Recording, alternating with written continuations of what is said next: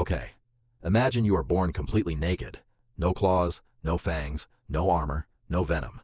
You are slow, squishy, and absolutely tiny compared to literally everything trying to eat you.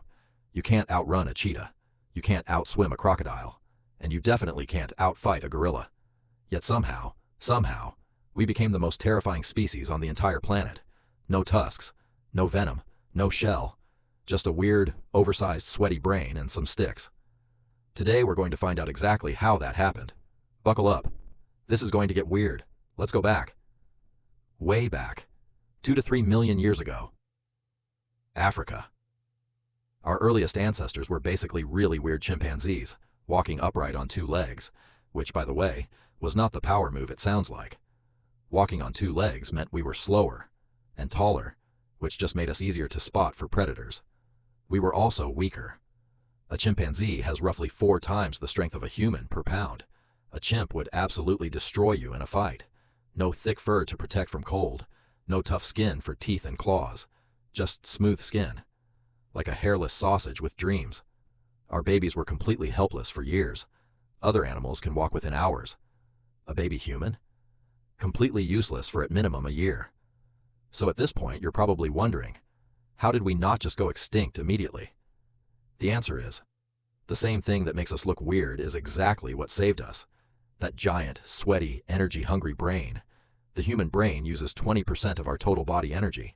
Just to run. That's insane. No other animal does this. But that brain could do something no other animal could. It could plan ahead. Like, way ahead. Other animals react. We predicted. We set traps. We tracked animals for days. And we attacked only when the odds were in our favor. We used a technique called persistence hunting.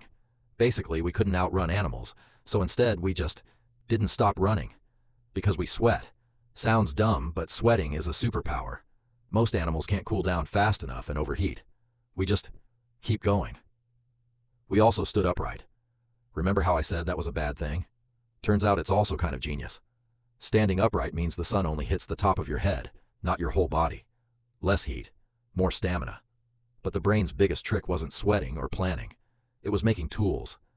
The Oldowan tools, the first stone tools, were made around 2.6 million years ago. Just chips of rock. But with them, you could cut, scrape, and butcher. With a sharp rock, suddenly we could process food that was impossible before. Meat, bone marrow, more calories, bigger brains. Bigger brains made better tools. You see where this is going? Then came the spear, a stick with a sharp rock tied to the end. Simple, genius, deadly. With a spear, you don't need to be strong. You attack from a distance. Your prey doesn't even get to use its claws. We also started making traps. Dig a hole, cover it with sticks and leaves, walk away. Free food later. The bow and arrow came much later, around 70,000 years ago, and that basically turned us into snipers. Okay, tools are great. But now let's talk about the biggest cheat code in human history. Fire. Fire kept us warm. It scared away predators. It let us cook food, which made calories more available, which again fed the brain. Cooking also made food safer. Raw meat can kill you. Cooked meat? Delicious and mostly not fatal. Big upgrade. Fire also let us work at night. Every other predator pauses at dark. We made our own light and just kept going. Some scientists believe fire also changed our social structure. Sitting around a fire together every night. That's basically the first podcast. Now here's the one that really matters. Language and cooperation. We didn't survive alone. We survived together. Language let us share information across time. You could tell someone about a dangerous place you found 3 years ago, and they'd never have to go there. We could also specialize. One person makes tools. One hunts. One watches the kids. One keeps the fire going. A team of specialists versus one animal doing everything. Guess who wins? Tribes could share food too. If you had a bad hunt, someone fed you. And when they had a bad hunt, you fed them. Basically the world's first insurance policy. And here's the thing that absolutely breaks animal brains. We could cooperate with strangers, people we'd never met before, because we could share stories, myths, beliefs, ideas that don't physically exist, but they made thousands of strangers work together. So let's add it all up. Brain that plans, tools that extend our reach, fire for safety and energy, language to share and cooperate.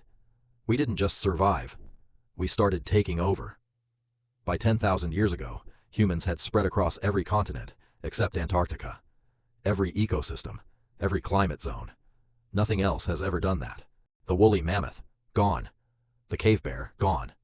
The giant sloth, gone. Most of the megafauna that existed when we arrived, gone. We went from nearly becoming extinct ourselves, down to maybe 10,000 individuals, to 8 billion people today. That is the most insane comeback story in natural history. Not because we were the strongest, not because we were the fastest, but because we were the only animal that figured out how to think, share, and build together. And that's the story of how a weird, sweaty, slow, squishy animal with no claws and too big a brain conquered the entire planet. Subscribe for more cursed history.